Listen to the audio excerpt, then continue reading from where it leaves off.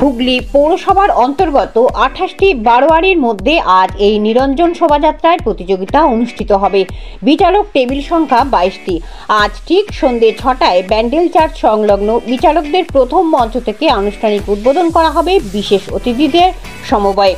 উচ্চ মাধ্যমিক পরীক্ষার কারণে বিভিন্ন বিধিনিষেধের মধ্যে দিয়েও এবারে নিরঞ্জন শোভাযাত্রা অনুষ্ঠিত হচ্ছে, যাহাতে শব্দ দূষণ না হয় সেই বিষয়ে নজর রাখা হচ্ছে। এই 28টি বারোয়ারি ব্যান্ডেল যার সংলগ্ন প্রথম বিচারকদের মঞ্চ থেকে শুরু করে বালির মোড় হয়ে পাংখাটুলি মোড় হয়ে পিপুলপতি হয়ে পুনরায় গন্তব্যস্থলে ফিরে আসবে। আলোকসজ্জা, প্রতিমাসজ্জা ছাড়াও বিশেষ আকর্ষণ নিয়ম শৃঙ্খলা অর্থাৎ ডিসিপ্লিনের মধ্যে দিয়ে যারা থাকবে তাদেরকে বিশেষভাবে পুরস্কৃত করা হবে। এবারের প্রতিযোগিতা ক, খ, গ 3টি বিভাগে বিভক্ত করা হয়েছে। প্রশাসনিক ভূমিকা ছিল চোখে পড়ার মতো।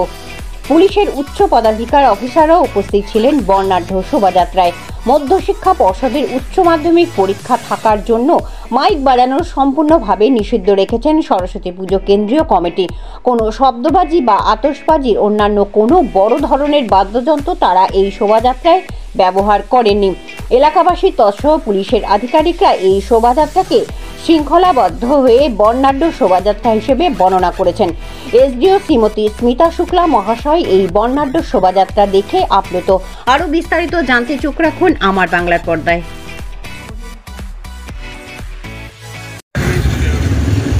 দাদা, আজ হচ্ছে সরস্বতী পুজো নিরঞ্জন শোভাযাত্রা, কি বলবেন? এটা হুগলি চুচড়া শহরের একটা প্রাচীন ঐতিহ্য। এই শোভাযাত্রা আমরা এবছরে শতবর্ষে পদার্পণ করলাম। তার একটা আমরা এই হুগলি চুচড়া শহরবাসীকে আমরা একটা সাদর অভ্যর্থনা জানালাম আর কি। তার জন্য একটা আমাদের র্যালি হয়েছিল।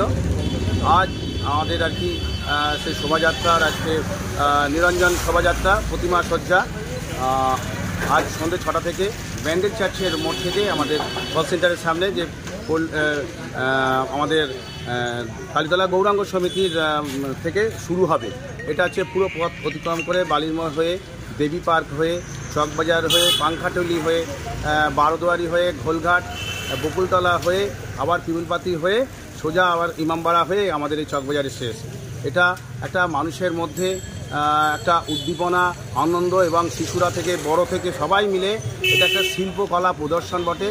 এবং এর সঙ্গে যেমন শিল্পীরা একটা সারা বছর ধরে অপেক্ষা করে থাকে এবং শিল্পীর কলা কৌশল জুড়ে আছে, তার সাথে অনেক যারা আছে কর্মচারী আছে বা মানুষ আছে যারা জীবিকা নির্ভর করে থাকেন। এর উপরে আমরা আপনাদের মাধ্যমে এই আমাদের হুগলি চুচড়া শহরের ঐতিহ্য সরস্বতী প্রতিমা সজ্জা প্রতিযোগিতা যে আরও আর কি মানুষের মধ্যে ছড়িয়ে যাক এবং সবাই সহযোগিতা করুক এই কামনা করছি।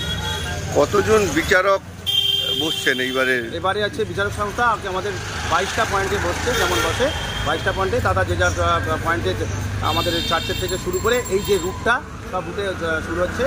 এবং আমাদের যারা এই সরস্বতী প্রতিমা সজ্জা প্রতিযোগিতাকে আমরা 3টে ভাগে ভাগ করা হয়েছে। একটা হচ্ছে ক বিভাগ মানে লরিতে, খ বিভাগ ট্রলিতে এবং হচ্ছে গ বিভাগ আর কি প্লাগ পয়েন্ট। এইভাবে আমাদের মোট 28টি অংশগ্রহণকারী সংস্থারা আমাদের এই শিল্পকলা নিয়ে তারা হাজির হবে। এটা সম্পূর্ণ একটা সুন্দরভাবে আর কি আমাদের ঐতিহ্য শিল্পে আমাদের যে হুগলি জেলা তথা আমাদের হুগলি চুচড়া শহরের যে শিল্পীরা আছে তাদের সত্তা তুলে ধরা।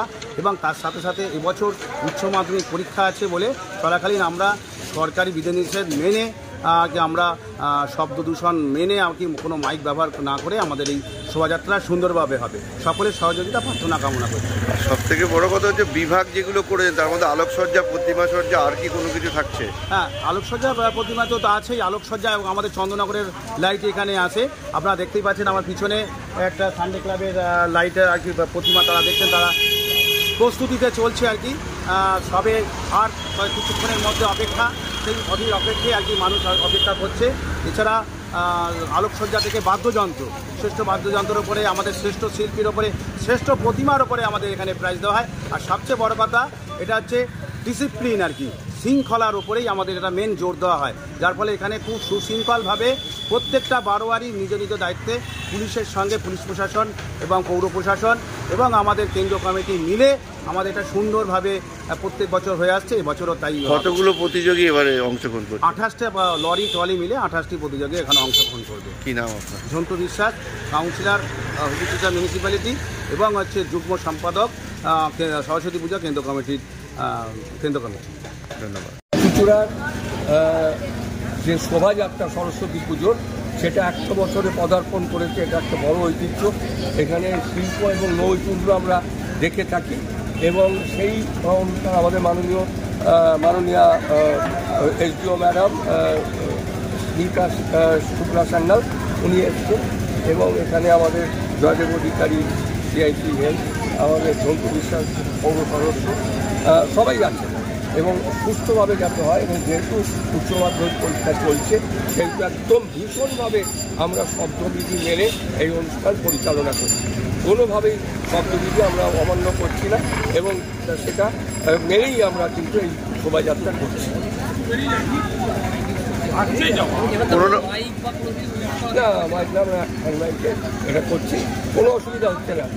সবাই জানেন এটা 28টা প্রতিমা এখানে আসছে, 200 থেকে 4টে আসছে এই অঞ্চলে। কটি বিভাগে বিভক্ত করা হয়েছে? 3 বিভাগ।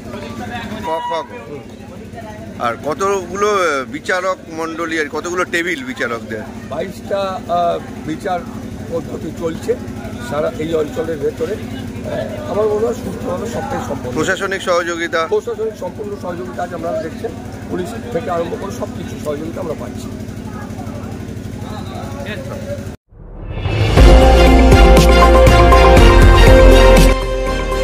আমার বাংলা, সঙ্গে থাকুন, সঙ্গে রাখুন। আমার বাংলা।